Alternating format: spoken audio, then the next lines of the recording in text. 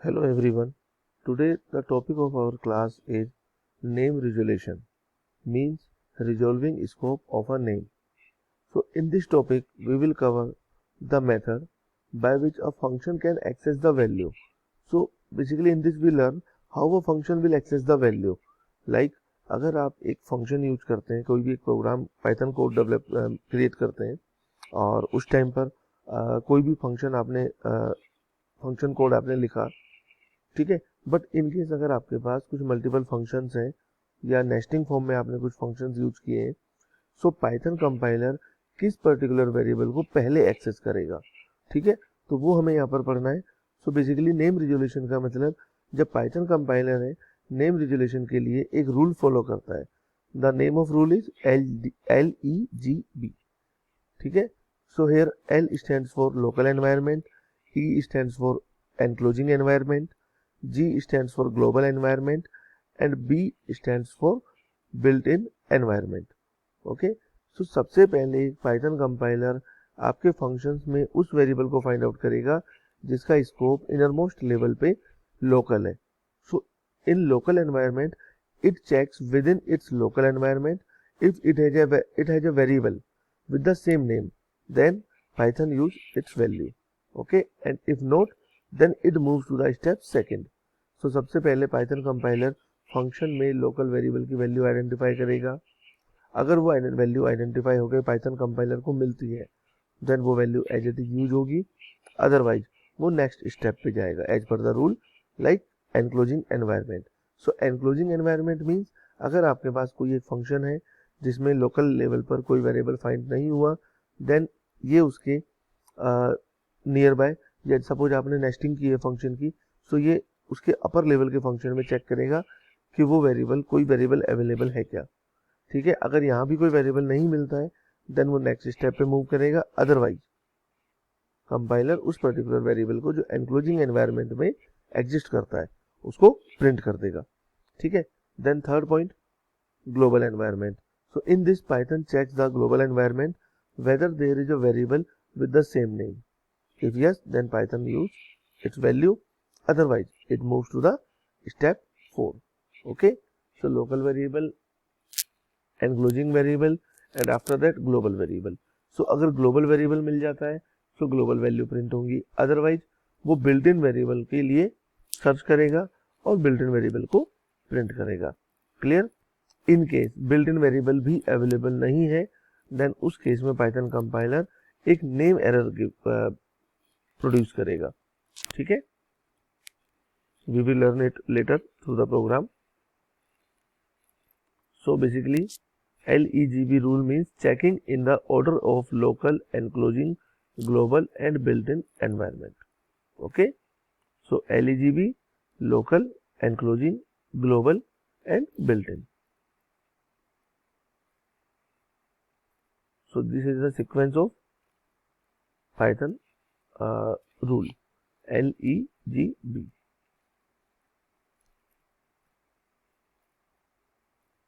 So here is an example.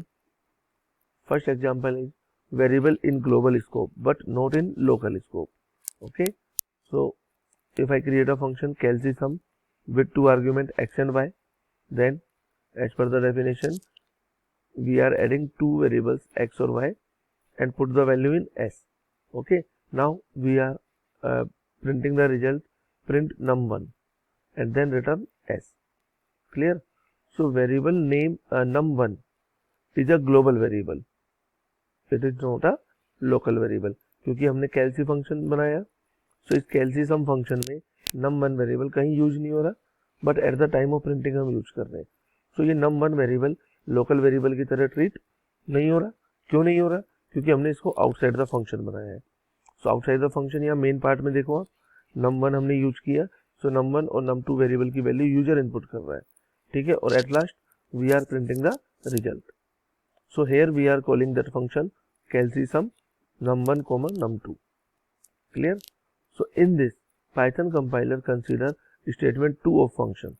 Okay, so in this example notice that num1 has not been created in calcsum. Okay, and still statement 2 is trying to print its value. हमने num1 variable को कैलसी सम function में create नहीं किया, हमने इसको global level पे use किया outside the function, ठीक है, बट फिर भी हम उसको इनसाइड द फंक्शन प्रिंट करना चाह रहे हैं। So the internal memory status at time of execution of statement 2 of calc sum किस तरह से काम करेगा। सो सबसे पहले पाइथन कंपाइलर चेक करेगा कि लोकल स्कोप है कैलसी सम का, ठीक है, बट नहीं है, देन उस केस में पाइथन LEGB रूल के अकॉर्डिंग एनवायरमेंटल लेवल पे चेक करेगा num1 को कि बेसिकली इसके पेरेंट एनवायरमेंट में num1 वेरिएबल यूज हो रहा है क्या।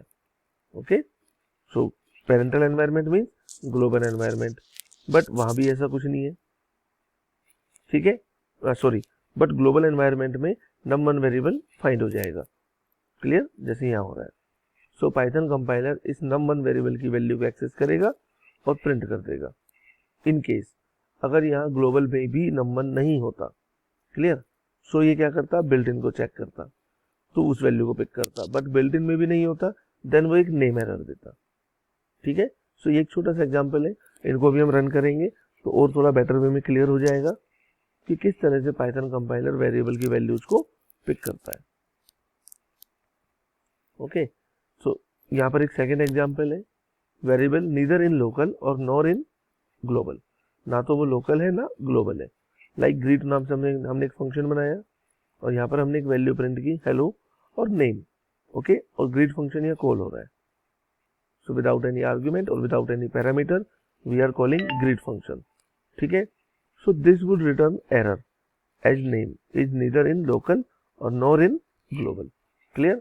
सो यहाँ पर LEGB रूल के अकॉर्डिंग जब स्टेप्स फॉलो होंगे बट वो वेरिएबल फाउंड नहीं होगा, सो उस केस में कंपाइलर एक एरर शो करेगा, ठीक है। Then third case, same variable name in local as well as in global, ठीक है। सो यहाँ पर देखो, लाइक हमने एक state1 नाम से फंक्शन बनाया है और यहाँ पर हमने इस फंक्शन के अंडर में टाइगर्स नाम से एक वेरिएबल लिया और उसकी वैल्यू इनिशियलाइज कर दी 15 और हम प्रिंट कर रहे हैं tiger, okay. Outside the function we are initializing the value of tiger is 95 and here I am again printing the variable tiger, okay. Then calling of state1 function and then again print tiger, okay. So this environment will create a local variable with name tiger as it is assigned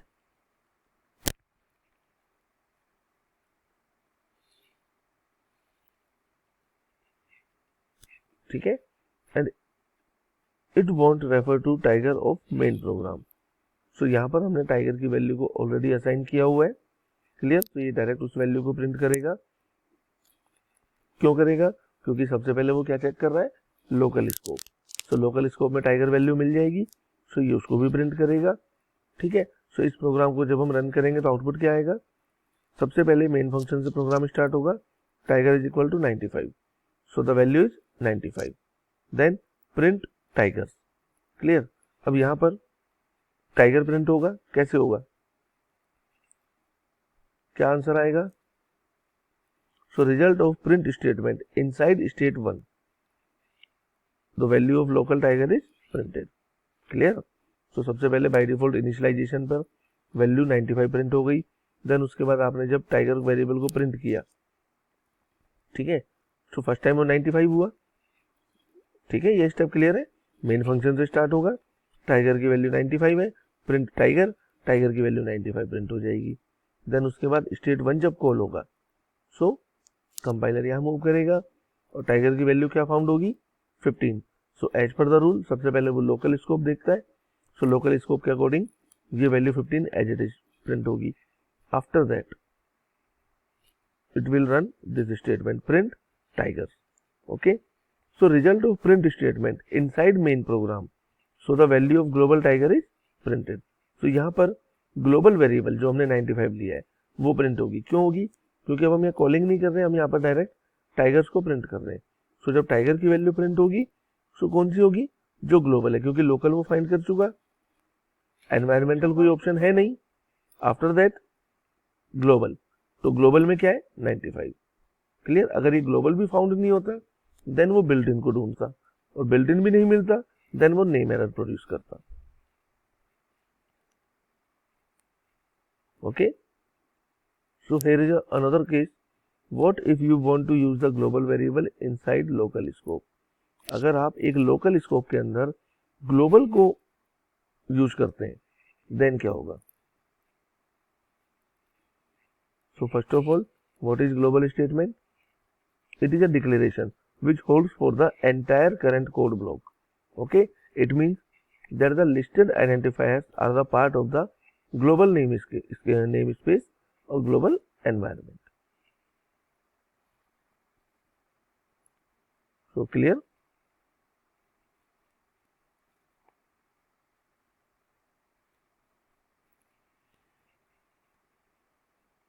For example, in above code, if we want function state1 to work with global variable tigers, then we need to add global statement.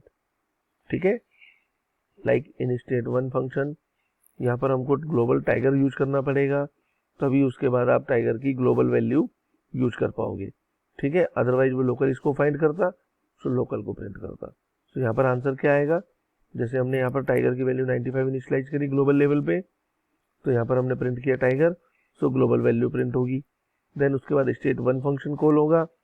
अब यहाँ state1 function के अंदर, ठीक है, हमने यहाँ पर term use किया ग्लोबल, सो यहाँ पर ये ग्लोबल की वैल्यू, ग्लोबल टाइगर की वैल्यू ग्लोबल यूज करेगा।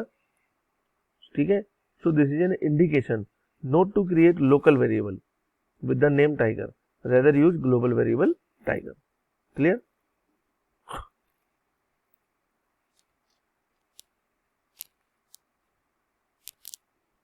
So this is the output of this program.